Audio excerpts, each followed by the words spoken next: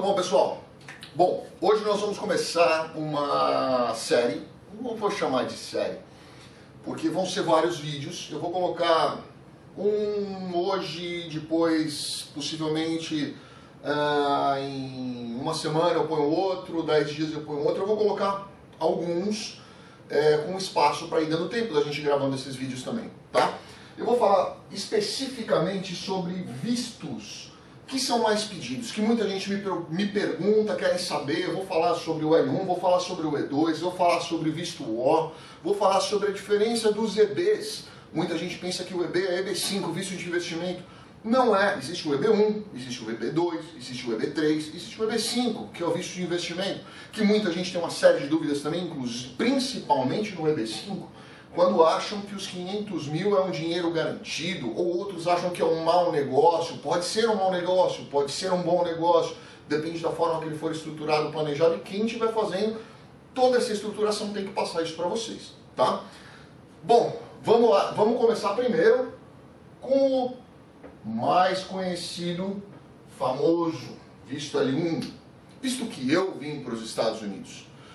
Conheço bastante, conheço intimamente tudo que pode dar certo e errado nesse visto, porque eu já contei para vocês lá atrás os problemas que eu tive e aprendi muito com eles. Eu agradeço, de verdade, na época para mim foi muito difícil, mas eu agradeço muito por ter passado por isso, porque eu aprendi muito com ele. Então eu quero passar um pouquinho para vocês.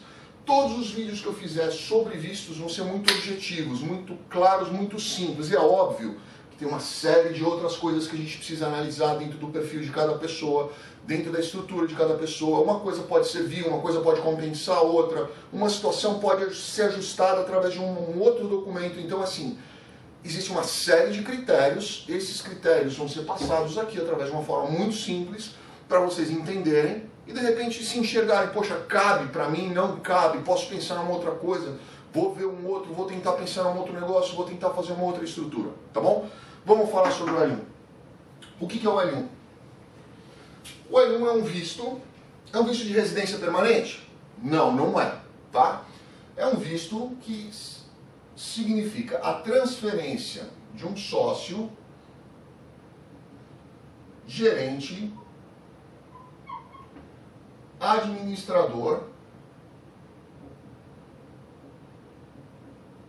de uma empresa fora dos Estados Unidos. Tem que ser brasileiro? Não necessariamente, né? Mas vamos falar do brasileiro, ou seja, de uma empresa brasileira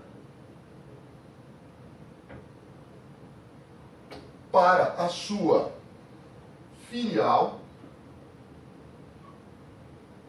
subsidiária ou coligada americana. Tá? Então, quer dizer, é necessária a figura da empresa brasileira? É necessária.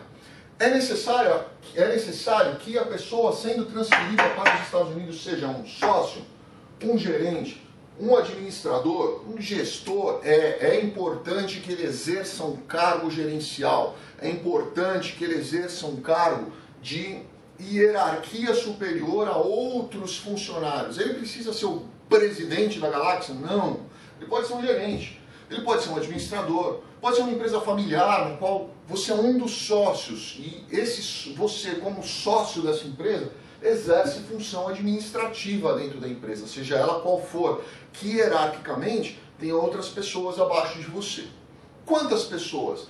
Eu gosto muito do número 7. Poxa, Daniel, mas por que 7? Sei lá, eu gosto do número 7. Brincadeira. Eu acho que é o seguinte, quando você exerce uma função gerencial e você é transferido para implantar um projeto em um outro país, você tem que ter uma capacidade gerencial diferenciada. Não basta ser um simples gerente de vendas e ter 2 vendedores abaixo de você, é muito ruim isso. É bom que você tenha 7 pessoas. Pode ser uma secretária, pode ser um outro gerente, tem que ser alguém que tenha também um nível. Não adianta, eu sou o gerente do pessoal da faxina que vem só à noite, então eu olho eles, não é. Você tem que gerenciar realmente uma equipe, você tem que demonstrar uma capacidade de gerenciamento, uma capacidade de gestão e uma capacidade de implantação de novos projetos. Isso é importante no L1, tá? Então eu gosto do número 7, uma secretária, um supervisor, um administrador, um gerente de operações, uns vendedores, coisas do tipo, tá? Além desse 7, qual o faturamento? Isso é uma coisa que as pessoas sempre me perguntam, qual o faturamento necessário dessa empresa? Poxa, eu tenho uma empresa aqui que é uma ME, pode ser uma ME? Não vejo problema nenhum. Mas eu tenho um faturamento de uma ME aqui que eu declaro para o imposto de renda brasileiro 10 mil reais por mês. Ó, talvez o governo brasileiro vai acreditar que você fature 10 mil reais por mês e você tem 7 funcionários, mais você, mais os impostos, mais os tributos e mais toda a operacional da empresa. Mas o americano não vai acreditar nisso não, tá? Então, vamos colocar um número aqui que eu acho que é razoável para 7 pessoas, um faturamento de uma empresa enxuta, já sabendo que o brasileiro costuma dar uma enxugada nesses números, vou colocar de 80 a 100 mil reais mês. Tá? Esse é um faturamento bacana? É um faturamento bacana para a gente justificar uma empresa dessa.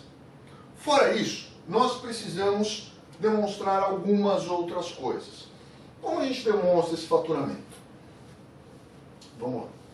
Faturamento a gente pode demonstrar através de imposto de renda, através de declaração do contador oficial, não é aquelas declaraçõezinhas que às vezes a gente vê, recebe no papel de pão, assina lá um nome que não dá para ler e um nome da contabilidade, ALX Contabilidade. Não pode ser, tá? Tem que ser documento oficial, documento assinado, firma reconhecida, tudo certinho. Folha de pagamento, balancete, imposto de renda, extratos,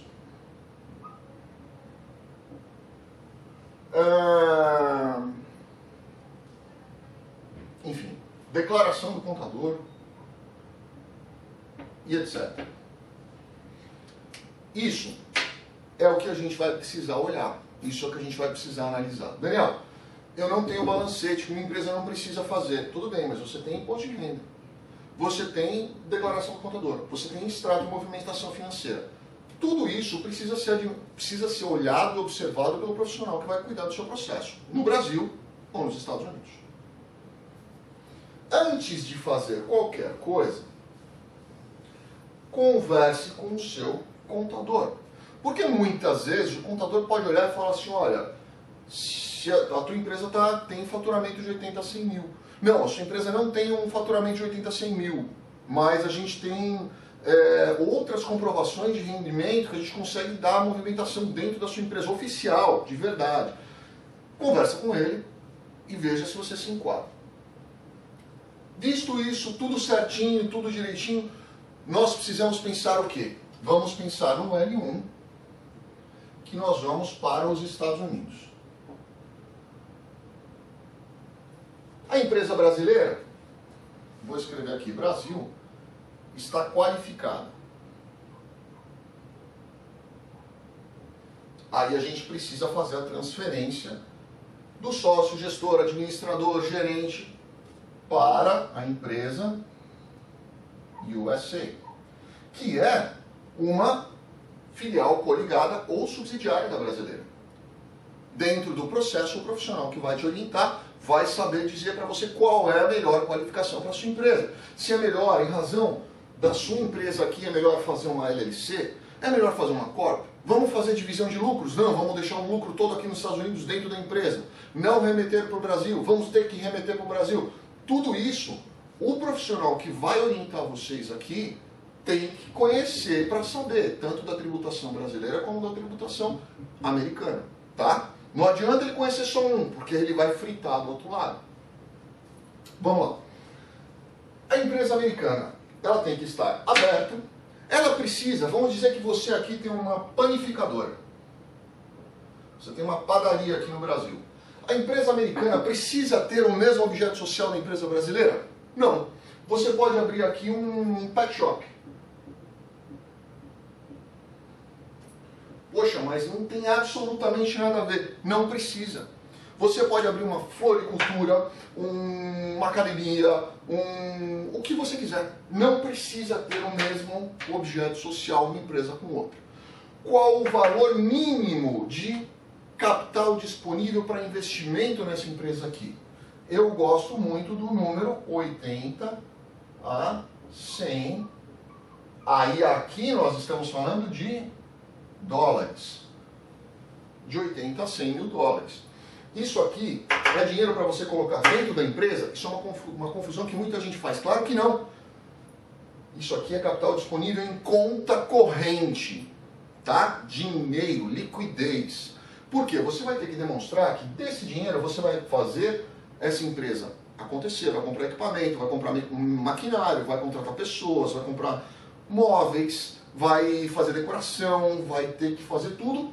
E ainda o mais importante, você vai ter que deixar dinheiro para capital de giro.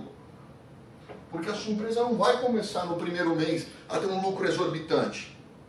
Então você precisa deixar uma reserva para pagar todas as despesas da empresa, como aluguel, contas, funcionário que você contratar, manutenção, uma série de coisas. Então tudo isso tem que estar descrito no seu business plan, no seu plano de negócios. Tudo isso tem que estar previsto, provisionado. Eu gosto muito de plano de negócios para 5 anos. Muita gente faz de 1, de 2. Eu gosto de provisionar para 5 anos. Na hora do desenrolar processual, vocês vão entender por que muitos advogados pedem menos e muitos advogados pedem mais. Custa um pouco mais você fazer com 5 anos, mas dá uma solidez muito bacana no projeto inteiro, tá?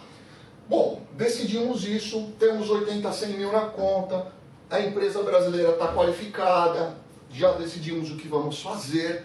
Lembrem, eu gosto muito de pensar ao contrário, estamos falando de visto, mas eu gosto de pensar ao contrário. O negócio sustenta o visto, não o visto sustenta o negócio. Ao contrário, isso tem que dar certo para que isso aqui funcione. Sempre. Então, antes de qualquer coisa, antes da gente falar em visto ou qualquer coisa, vamos falar do negócio. Vamos estruturar bem isso daqui para que isso aqui seja a consequência. Tá? Estruturado, tudo certinho, tudo funcionando. Você faz a aplicação. Antigamente demorava bem menos para sair uma resposta. Hoje, em razão a nosso presidente e uma série de mudanças que ocorreram na análise processual, o L1 está demorando um pouco mais. Então, L1 foi aprovado, vamos supor, você vai ter esse seu visto estampado no seu passaporte, se ele for aprovado, por 1 ano. Depois de 1 ano, nós temos que fazer a prestação de contas para ver se vocês cumpriram tudo aquilo que vocês disseram que iam cumprir no business plan, no plano de negócio. Cumprido, tudo certinho, tudo direitinho, tudo bacana. Ah, mas eu não bati exatamente aquilo, eu fui um pouquinho para baixo, não tem problema. Um pouquinho para baixo, não tem problema. Um pouquinho para cima é excelente, né? Cumprido tudo aquilo que nós prometemos que a gente ia cumprir, o visto é renovado por mais 2 anos.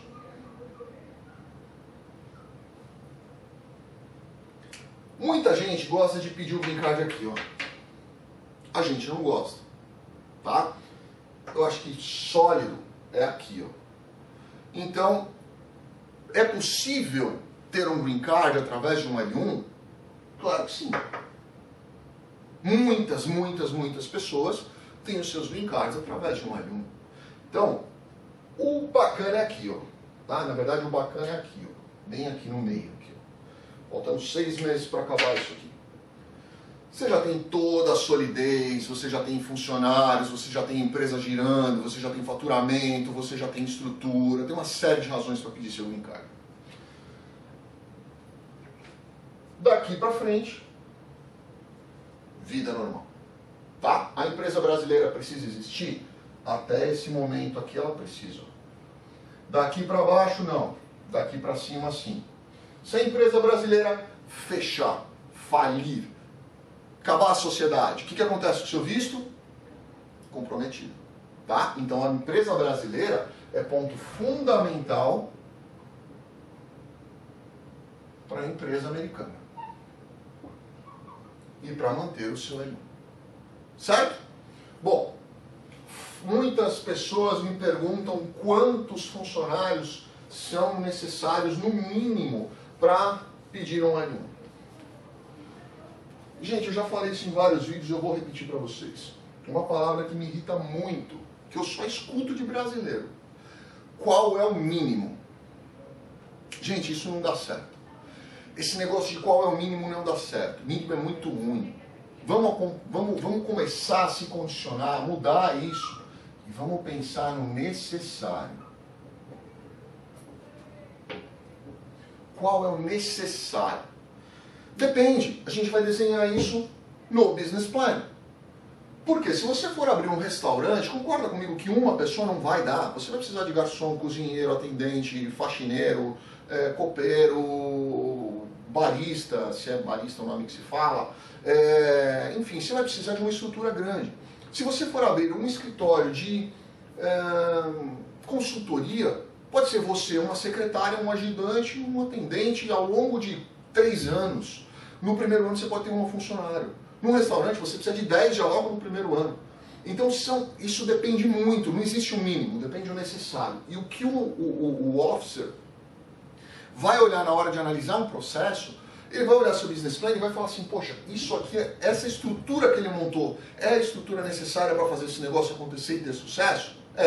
Acabou. Não é. Ele está colocando um funcionário, mas ele mesmo vai tocar violão, gaita e bateria e atender as pessoas. Não vai acontecer. Não vai, não tem como estruturar isso. Então não vamos pensar no mínimo, vamos sempre pensar no necessário. Qual o investimento necessário para abrir um escritório de consultoria? Lembrando que um valor tem que ser pelo menos de 80 a 100 mil, dali para mais. Então, nós temos 250 mil. Dá para abrir um restaurante? Dá. Ah, mas é muito para abrir um escritório de consultoria. Concordo. Vamos pensar de 80 a 100. Não, vamos pensar num restaurante, um pouco mais. Vamos pensar num posto de gasolina, um pouco mais. E aí, por diante, sempre pensando no que é necessário e o que é apropriado para a gente apresentar para conseguir essa estrutura que vocês buscam. Certo? Depois disso, tenho certeza absoluta que além de vocês conseguirem o objetivo que vocês buscam, vocês vão ter uma série de outros problemas eliminados do caminho de vocês. Certo? Bom, era isso. Queria falar rapidinho. Esse foi o L1. Vou falar depois sobre os outros vícios, como eu falei para vocês. É um apanhado geral. É só para que as pessoas realmente tenham uma ideia do que pode ser. Cada caso precisa ser analisado. Algumas empresas têm uma capacidade maior do que a outra, as estruturas podem ser diferentes, a concepção pode ser diferente, mas basicamente é assim que funciona. Tá bom? Obrigado, fiquem com Deus. Próximo vídeo, vamos falar de outro visto. Abraço.